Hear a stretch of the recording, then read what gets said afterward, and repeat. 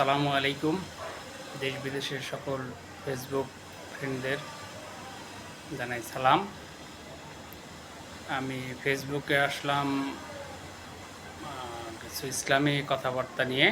কারণ ফেসবুকে ইদানিং বিভিন্ন ফ্রেন্ডদের দেখি বিভিন্নভাবে পরিচিত হচ্ছে।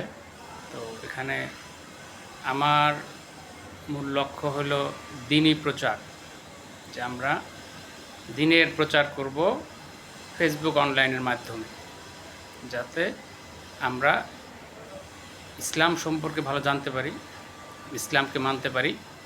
এই উদ্দেশ্যে আমি আসলাম, যে দেখি মানুষের মাঝে ইসলাম প্রচারের কিছু দায়িত্ব পালন করা যায় কি না।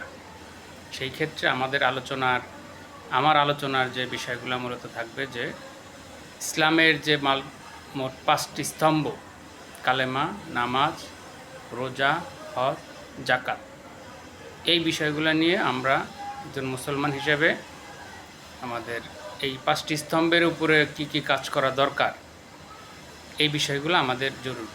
সেই ক্ষেত্রে আমরা শুরুতেই কালেমা নিয়ে আলোচনা, যে কালেমা সহিশুদ্ধভাবে আমাদেরকে জানতে হবে, কালেমার অর্থ এগুলো আমাদেরকে জানতে হবে। এই কালেমার পরে আমাদের আসবে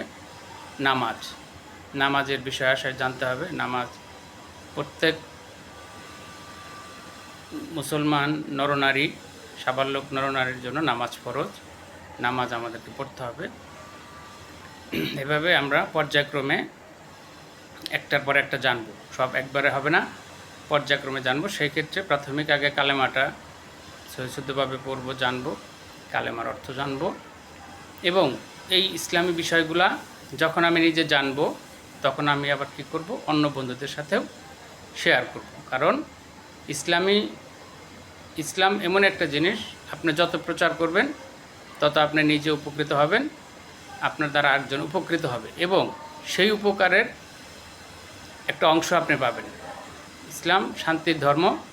আমরা এখানে ইসলাম থেকে এটাই জানছি যে ইসলামী প্রচার আপনার জন্য এতটাই উপকারী যে আপনি ইসলাম থেকে কিছু শিখলেন এবং সেটা আবার প্রচার করলেন, আপনার দ্বারা কেউ উপকৃত হলো, সেখান থেকে আপনি আবার উপকার পেলেন। তো এই উদ্দেশ্য নিয়ে আমি আমার যাত্রা শুরু করলাম। আমি পর্যায়ক্রমে এক এক করে আপনাদের সাথে বিষয়গুলো নিয়ে ফেসবুকে আসবো। তো আশা করি সবাই বিষয়গুলো একটু মনোযোগ সহকারে শুনবেন, এবং এই বিষয়গুলো যদি আপনাদের কাছে ভালো লেগে থাকে, তাহলে এটাকে আপনার ফ্রেন্ডদের সাথে, বন্ধুদের সাথে আবার বিষয়টা শেয়ার করবেন। এই বলে আমি আজকের আলোচনা শেষ করছি। আসসালামু আলাইকুম।